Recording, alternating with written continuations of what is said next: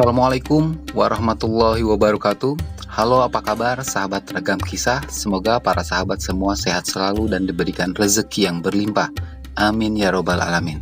Di episode kali ini, Ragam Kisah akan menguak kisah kaum Tsamud dan lelaki yang paling celaka dari kaum Tsamud, serta musuh Nabi Soleh yang terhindar dari azab Allah Subhanahu wa Ta'ala. Mari kita simak bareng-bareng. Let's go.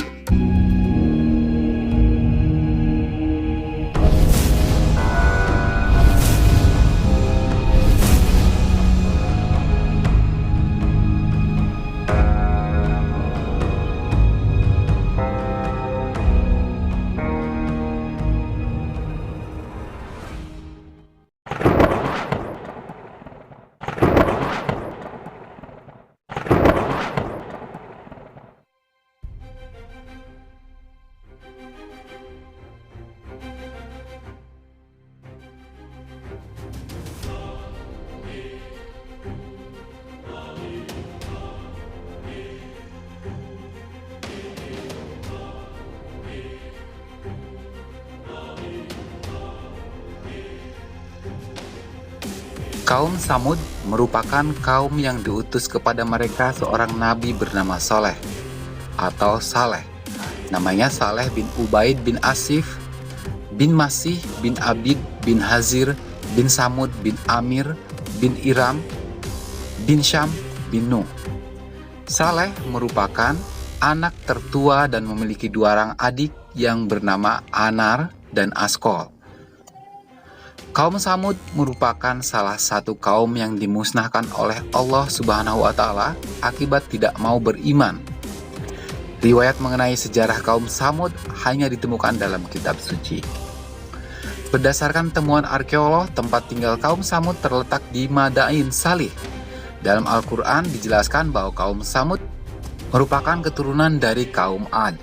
Belum bermukim di bagian utara Jazirah Arab, kaum Tsamud bermukim di wilayah Arab Selatan. Kaum Tsamud bermukim di bangunan yang berada di Bukit Cadas. Mereka merupakan keturunan dari Tsamud bin Amid bin Iram. Dalam riwayat lain disebutkan Tsamud bin Amid bin Iram bin Sam bin Nuh. Al-Quran menjelaskan bahwa kaum Tsamud tinggal di sebuah tempat yang bernama Al-Hijr. Dari segi waktu mereka berkuasa setelah kehancuran kaum Ad. Ciri khas negara mereka adalah penduduknya memahat bukit dan gunung untuk dijadikan tempat tinggal. Meskipun mereka merupakan keturunan dari kaum Ad yang selamat, namun bangsa Tsamud ini juga telah berpaling dari agama Allah, baik yang dibawa oleh Nabi Hud alaihissalam pendahulunya, dan juga Nabi Saleh alaihissalam yang merupakan satu kaum dan memiliki pertalian darah dengan mereka. Kaum Tsamud ini kembali menyembah Tuhan selain Allah. Mereka kembali menyembah berhala. Nabi Soleh alaihissalam diutus kepada kaum Tsamud untuk membawa kebenaran dan kepada jalan Allah. Namun tidak semua bangsa Tsamud ini menerima ajaran Nabi Saleh alaihissalam. Kaum ini terbagi menjadi dua golongan.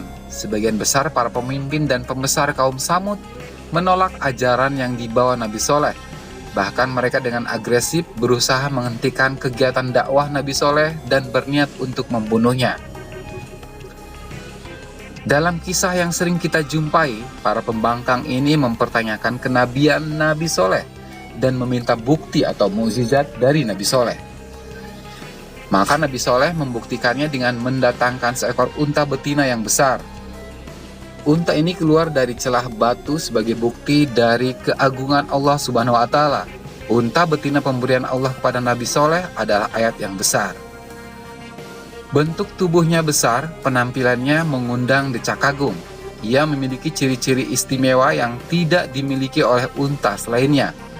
Nabi Soleh pun menyampaikan aturan main dan perlakuan unta dan kaum Tsamud, bahwa kaum Tsamud tidak boleh mengganggu unta ini, lalu membagi waktu mengenai hak penggunaan sumur. Masing-masing diperbolehkan menggunakan sumur dan menggunakan airnya. 1 hari penuh sang unta menguasai sumur dan menggunakan airnya, maka kaum Tsamud dilarang untuk mengambil air dari sumur tersebut. Dan sebagai gantinya, kaum Tsamud diperbolehkan untuk memerah susu unta ini dengan sekehendaknya. Demikian juga pada saat kaum Samud menguasai sumur, maka mereka berhak menggunakan sumur sekehendaknya, dan unta itu tidak akan mendekati sumur selama hak penggunaan sumur menjadi milik kaum Samud. Rasulullah Shallallahu Alaihi Wasallam bersabda, beliau menyampaikan tentang apa yang telah Allah sampaikan kepadanya. Beliau menunjukkan jalan di mana unta Salih datang darinya menuju sumur, dan jalan di mana darinya unta itu meninggalkan sumur. Nabi juga memberitahu mereka bahwa unta Salih berbagi air dengan kaum Salih pada hari di mana ia mendatangi sumur dan minum darinya. Pada hari berikutnya ia tidak minum apapun. Ia mempunyai giliran untuk mendapatkan air dan kamu mendapatkan giliran pula. Allah Subhanahu wa Ta'ala berfirman, ia mempunyai giliran untuk mendapatkan air, dan kamu mendapatkan giliran pula untuk mendapatkan air pada hari tertentu. Quran Surat Asy-Syura ayat 155. Dan berikan kepada mereka bahwa sesungguhnya air itu terbagi antara mereka dengan unta betina itu. Tiap-tiap giliran minum dihadiri oleh yang punya hak giliran. Quran Surat Al-Qamar ayat 28. Nabi Saleh memperingatkan kaumnya untuk tidak mengganggu unta tersebut. Awalnya kaum Samud sepakat dalam penggunaan sumur ini. Namun lama-kelamaan pemimpin dan pembesar kaum Samud mulai merasa khawatir karena pengikut Nabi Saleh semakin bertambah. Kebencian mereka terhadap Nabi Saleh alaihissalam terus bertambah. Kaum Samud penentang Nabi Saleh akhirnya mengambil keputusan sepihak melanggar ketentuan perjanjian.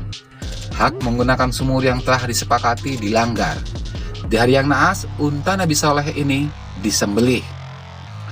Lelaki penyembelih unta Nabi Saleh dari kaum Samud bernama Abu Zam'ah.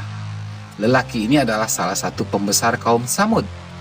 Rasulullah Shallallahu Alaihi Wasallam menyebutkan bahwa lelaki ini adalah lelaki yang paling celaka.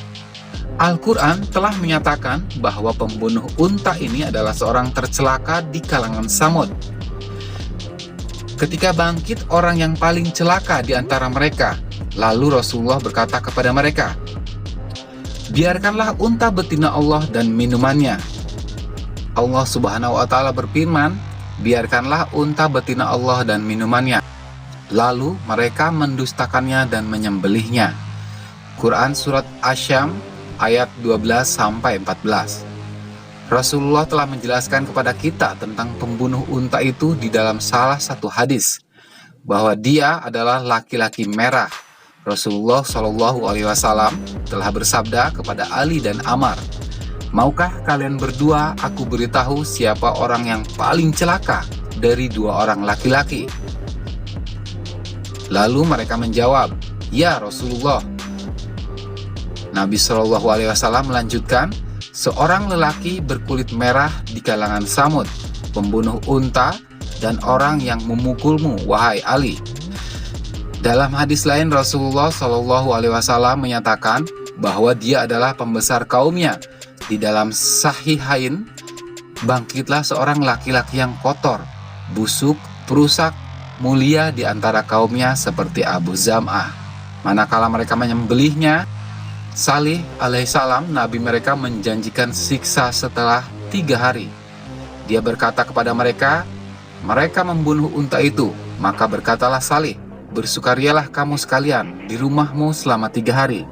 Itu adalah janji yang tidak didustakan. Nabi Salih menghabarkan kepada kaum Samud bahwa esok hari wajah mereka akan berubah menjadi kuning, esoknya lagi akan menjadi kemerah-merahan, kemudian esoknya lagi akan menghitam, dan barulah azab yang mereka nanti-nantikan akan tiba. Tentu saja kaum Samud mengolok-olok peringatan Nabi Salih, karena mereka memang kaum yang ingkar.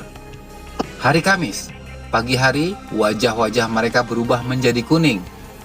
Sebagaimana peringatan Nabi Salih ketika hari beranjak sore, lalu mereka berkata, hari yang dijanjikan telah berlalu sehari. Hari kedua, yaitu hari Jumat, wajah-wajah mereka berubah menjadi kemerah-merahan. Ketika hari beranjak sore, mereka berseru, hari yang dijanjikan telah berlalu 2 hari. Tibalah hari ketiga, hari Sabtu, Wajah-wajah mereka berubah menjadi hitam.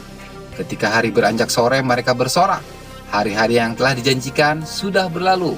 Akhirnya tibalah hari yang mereka nanti-nantikan. Hari Ahad, hari jatuhnya azab.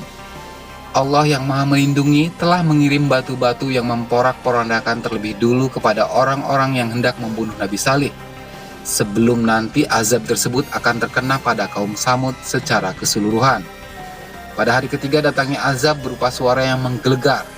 Jika mereka berpaling, maka katakanlah, aku telah memperingatkan kamu dengan petir, seperti petir yang menimpa kaum Ad dan kaum Samud. Quran Surat Al-Fussilat ayat 13. Dan adapun kaum Samud, maka mereka telah kami beri petunjuk, tetapi mereka lebih menyukai buta atau dalam kesesatan dari petunjuk itu. Maka mereka disambar petir, azab yang menghinakan lantaran apa yang telah mereka kerjakan. Quran Surat Al-Fussilat ayat 17. Rasulullah SAW telah memberitahukan kepada kita bahwa suara menggelegar itu telah membinasakan semua yang ada di bumi dari kabilah itu, tanpa ada beda antara yang tinggal di daerahnya atau yang sedang berpergian ke daerah lain yang jauh. Tidak ada yang selamat, kecuali seorang laki-laki dari kalangan mereka yang pada waktu itu sedang berada di haram atau tanah haram. Tanah haram melindunginya dari azab. Dari hadis inilah diketahui dari seluruh kaum Samud yang durhaka, ada salah satu lelaki musuh Nabi yang terhindar dari azab Allah karena keistimewaan tanah haram. Lelaki ini bernama Abu Rigal. Rasulullah SAW telah menyebutkan namanya. Orang itu dipanggil dengan nama Abu Rigal. Akan tetapi dia pun tertimpa apa yang menimpa kaumnya begitu dia keluar dari tanah haram. Dalam riwayat lain juga dikabarkan, selain Abu Rigal yang sedang berpergian, bahwa tidak tersisa seorang pun kecuali seorang wanita tua bernama Kalbah binti Asal, berzuluk Az-Zariyah.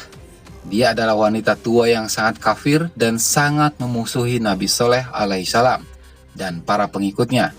Ketika melihat azab datang, ia berlari terbirit-birit menuju sebuah perkampungan Arab untuk memberitahu mereka apa yang ia lihat. Lalu dia meminta minum, tetapi kemudian dia mati setelah meminum minuman tersebut. Dan pada akhirnya musuh Allah Subhanahu wa Ta'ala, penentang Nabi Soleh alaihissalam dari kaum Samud itu binasa, kecuali mereka yang beriman. Allah Ta'ala berfirman, maka tatkala datang azab kami selamatkan Salih beserta orang-orang yang beriman bersama dia dengan rahmat dari kami, dan kami selamatkan dari kehinaan di hari itu. Sesungguhnya Tuhanmu, dialah yang maha kuat lagi maha perkasa. Dan satu suara keras yang mengguntur menimpa orang-orang yang lalim itu. Lalu mereka mati bergelimpangan di rumahnya, seolah-olah mereka belum pernah berdiam di tempat itu. Ingatlah, sesungguhnya kaum Samud mengingkari Tuhan mereka. Ingatlah, kebinasaanlah bagi kaum Samud. Quran Surat Hud ayat 66-68. Rasulullah Shallallahu Alaihi Wasallam memperingatkan para sahabat agar tidak meminta datangnya ayat-ayat atau mukjizat seperti kaum Nabi Soleh, karena ditakutkan mereka akan mendustakannya, lalu mereka binasa seperti kaum Soleh. Imam Ahmad meriwayatkan dalam musnadnya dari Zabir, ia berkata ketika Rasulullah Shallallahu Alaihi Wasallam melewati Hijr, beliau bersabda, janganlah kalian meminta datangnya ayat-ayat mukjizat. Kaum Saleh telah memintanya, maka unta datang dari jalan ini dan pergi dari jalan ini. Lalu mereka melanggar perkara Tuhan mereka dan menyembelihnya. Unta itu minum air mereka 1 hari, dan mereka minum air susunya 1 hari. Lalu mereka menyembelihnya. Maka mereka ditimpa oleh suara yang keras. Allah membinasakan semua yang ada di kolong langit dari mereka, kecuali 1 orang yang berada di haram. Mereka bertanya, siapa dia ya Rasulullah? Beliau menjawab, dia adalah Abu Rigal. Ketika dia keluar dari haram, dia tertimpa seperti yang menimpa kaumnya. Ibnu Khaldun dalam Muqaddimah menjelaskan bahwa kaum Samud menggantikan kaum Ad setelah mereka hancur. Samud kemudian digantikan bangsa Amalek. Amalek kemudian digantikan oleh Himyar, Himyar kemudian digantikan oleh Adwa, sampai kekuasaan beralih ke tangan Mudar, sebuah persekutuan suku Arab Utara. Penolakan kaum Samud terhadap kebenaran dibayar sangat mahal dengan azab Allah. Mereka menyombongkan diri, angkuh serta banyak melakukan kejahatan dan kemaksiatan. Kemanapun dan dimanapun, musuh Allah akan binasa. Meskipun mereka terhindar, itu hanya penundaan sesaat. Demikianlah sepenggal kisah kaum Samud, musuh Nabi Soleh yang menentang Allah Subhanahu wa Ta'ala. Semoga bermanfaat. Assalamualaikum warahmatullahi wabarakatuh. Salam Ragam Kisah.